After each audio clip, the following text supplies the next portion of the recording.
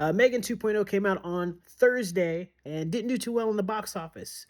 People are calling it a flop. Jason Blum talked about why he thought it flopped. So I just wanted to give my brief thoughts on why I don't agree with what he said.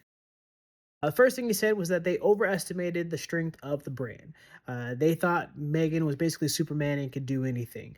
She could jump into any genre, tone, or a style, and she'd be fine. But I do think they hit something with putting Megan into this action thriller world. The first one was, if you don't know, the first one was a horror with comedic undertones. I won't call it a comedy horror.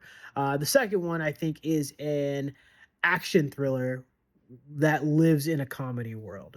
It's a lot of comedy in that one, but it was good comedy. Like it really lended to it.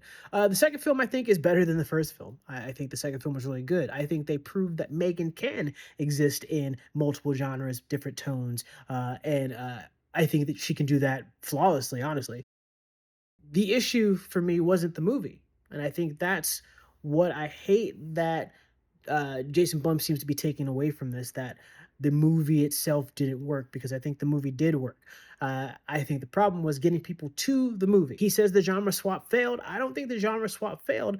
I just don't think you leaned in on the marketing side of things into why the genre changed. I think had you come out with in a trailer or in some sort of media saying that Megan is an icon, she can do anything.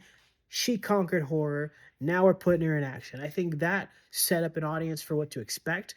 The tonal shift was something that kind of was alluded to in the trailers. I mean, you saw her doing all the action stuff. I think that was not straight up enough. And I think that confused some people.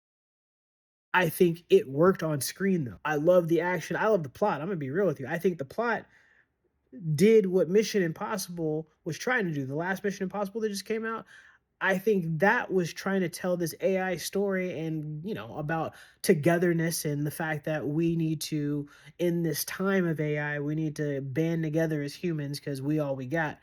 Where I think Megan 2.0, I think it pushed that same sort of AI is coming and we can't stop it. But instead of fearing it, we got to just be better parents to it. I thought that made a lot of sense. We are where AI has come from. AI is only going to be as good as we are. So I think it did a good job with that story. And I think it positioned Megan as this icon that can do anything. I wouldn't say the genre swap backfired. I just think they didn't lean into it in the places where it made sense. And that's in the marketing. The other thing he said was a wrong release timing. He said it should have been a summer film. I agree. I think you jumped the gun on Megan in the summer. This should have been a February, a March movie. I think it could have been an April movie if you want to lead into the blockbusters of the summer. I think it could have been a September movie or an August movie. But I think trying to make it a blockbuster to go up against F1, which is a Brad Pitt led flick, I think that was yeah, I think you're feeling yourself too much. Not because the movie's not good, but I think the audiences are still gonna pick Brad Pitt. Brad Pitt's a hit. You know what you're getting, even if it's a stinker, you at least saw Brad Pitt. So I actually agree with him there. I think the release timing was not the best idea.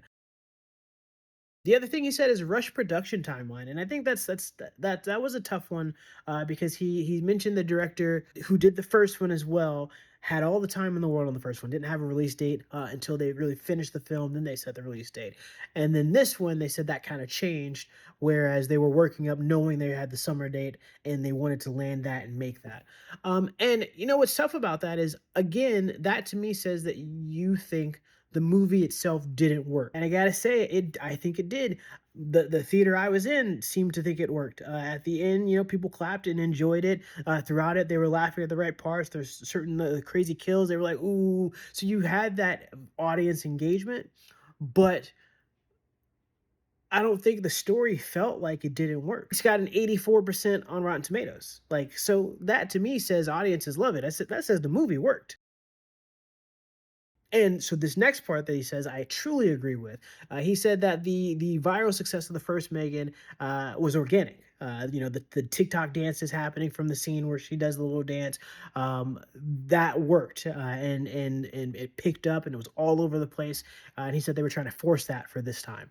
And I feel like that is pretty accurate. Some of the marketing that I saw that wasn't trailers definitely felt forced. She was in the AMC, put up your popcorn or get your popcorn, put your phones away sort of ad, and it felt forced. It didn't feel organic. It felt like a marketing team that said this is going to land with the youth, and I don't think it landed with anybody.